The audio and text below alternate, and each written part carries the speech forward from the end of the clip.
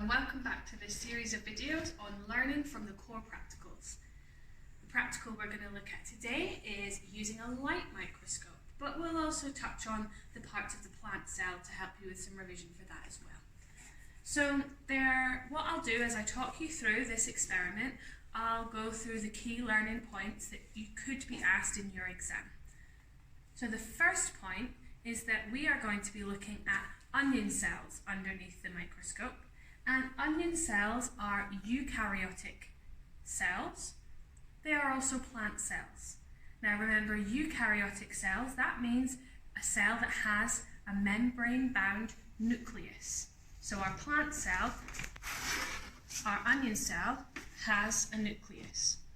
But we can also categorize it as a plant cell.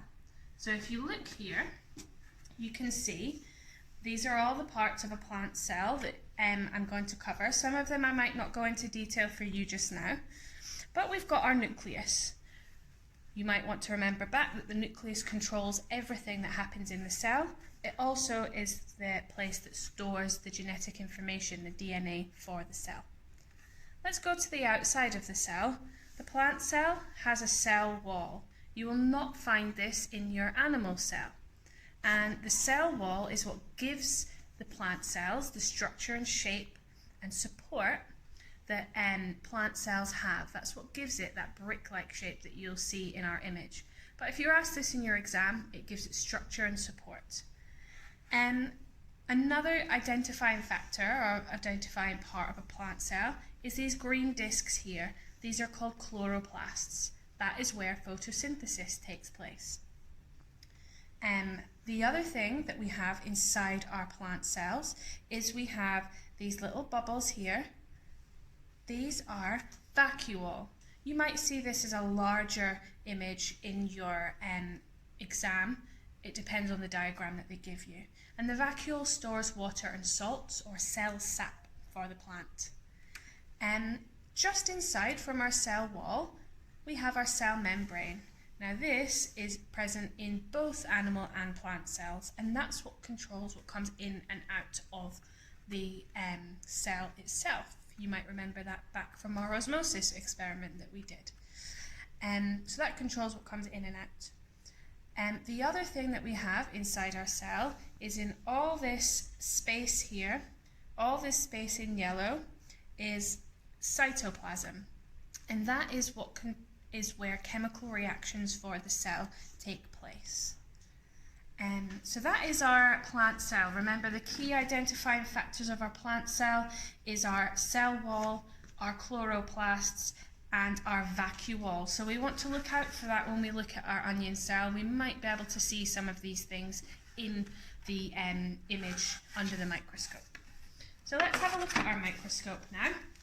We're going to be looking at the microscope over here, and what we'll do is I'll make sure that my microscope is switched on. It is, and you can see here I'm turning on the light. This is a light microscope. There are two types of microscope that you need to know for your exam. There's the electron microscope and the light microscope. Okay, now this is the light microscope that you should see in your school as well.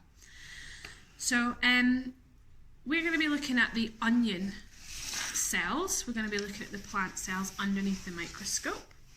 And I'm going to talk you through step by step how to do that and what's important and what could come up in your exams as we go. So we're going to look at our onion, and our next key point to take away here is the sample needs to be cut very thin so that the light can pass through. That is something that you do need to know and could be asked in your exam. So we're going to cut our onion and we're going to slice a very thin sample. I'm just going to get that. I want to make this into a little nice shape so that I can peel it off and put it onto the slide. So we've got a very thin sample which I can lift off using a mounted needle and put that onto our microscope slide. So we have our microscope slide here. Okay, now what I'm going to do, it's going to make it just a little bit easier for us, is I'm going to add a little drop of water into the middle, just a little drop. And then I'm going to take our mounted needle and I'm going to lift off our thin slice. Make sure it's very thin.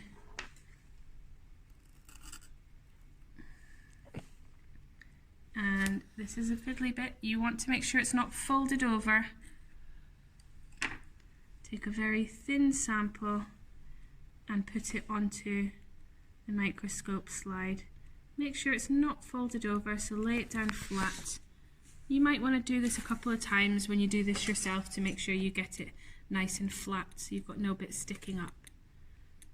Okay, so now we've placed our very thin sample. And at the moment, if we can't, this slide is not ready to put straight under the microscope. There are some other things that we need to do. So let's look back at our key point. We've cut the sample thin. The next thing is we need to use iodine stain so that we can see this sample, okay, under the microscope. We would not be able to see some of the structures like the cell wall if we didn't use this iodine stain. So I'm just going to drop a couple of drops of iodine stain onto our sample.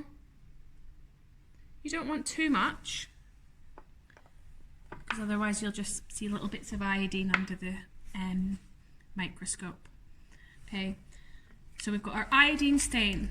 Our sample is still not ready. You're thinking, do I really want to put that sample with that liquid on underneath our microscope? What I'm going to do now is I'm going to use a cover slip, and that cover slip is just going to make sure that we protect our microscope from, just in case we don't want it touching the stain and breaking our microscope.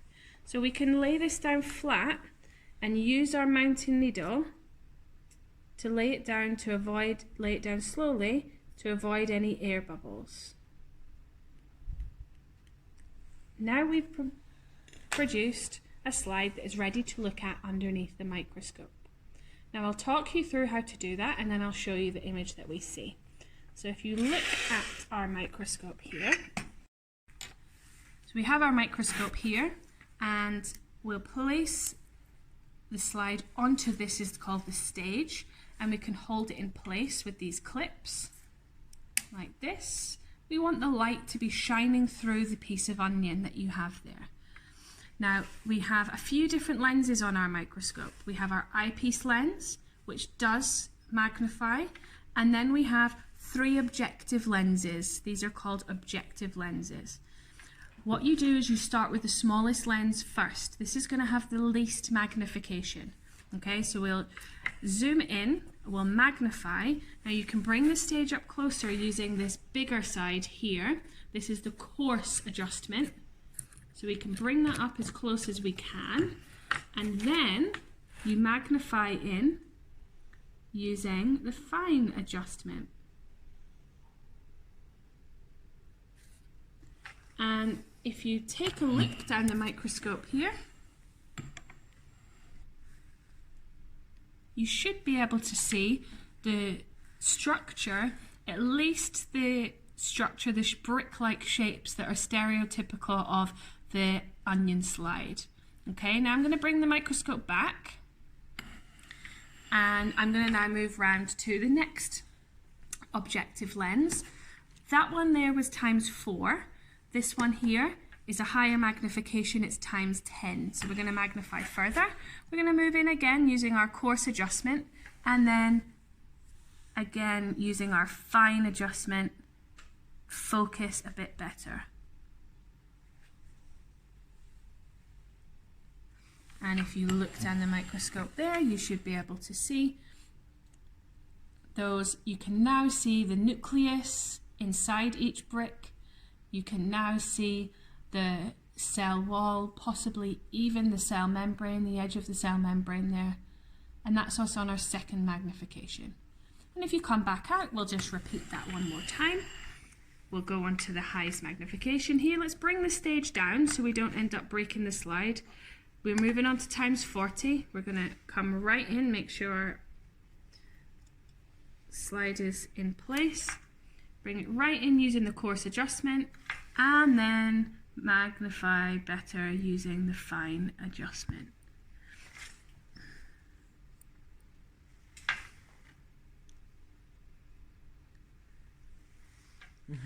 So this is the kind of thing you would see when you look using the ×40 magnification.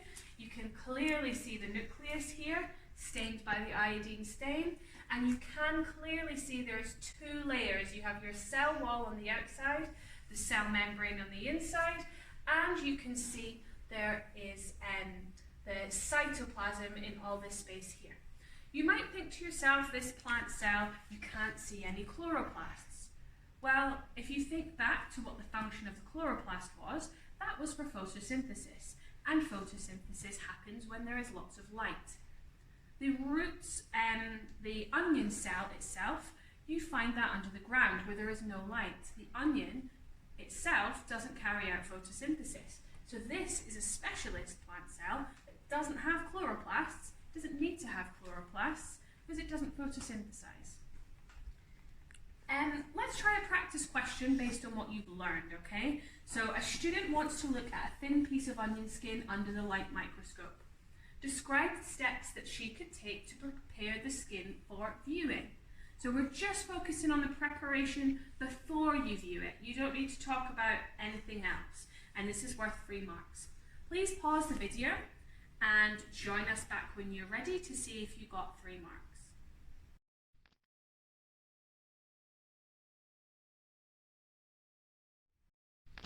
Welcome back. Let's see if you managed to get 3 marks. Any one of these 4 points would be fine. So you have to mention that the piece of onion needs to be a thin slice to allow the light to pass through. That would get you a mark. Place onto the center of the microscope slide.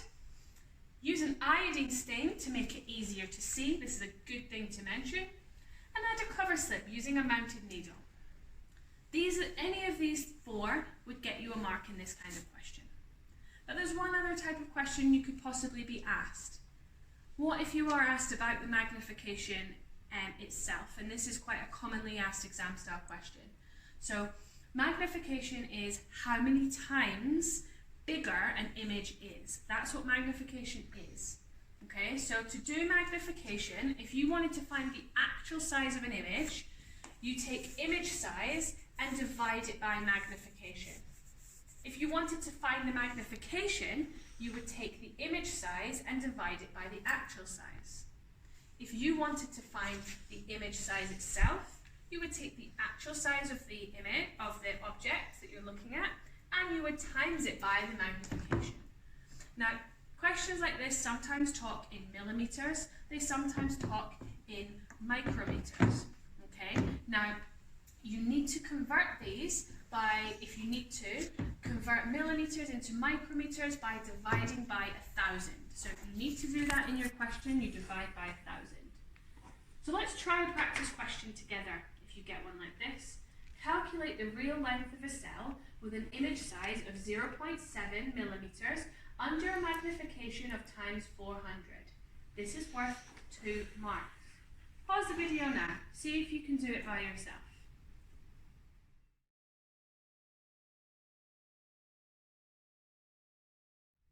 Welcome back. Let's have a look to see if you've got the correct answer. What we need to do to find the real length is we do image size divided by magnification. The image itself in the question was 0.7. We divide that by the magnification, which was 400, and that gives us an answer of 0.00175 millimeters. Well done if you got that right. Thank you for listening. Hopefully you now know a little bit more about magnification, and if you get a question on this in your exam, you're going to ace it. Keep following the videos, and well done for getting on with your science work.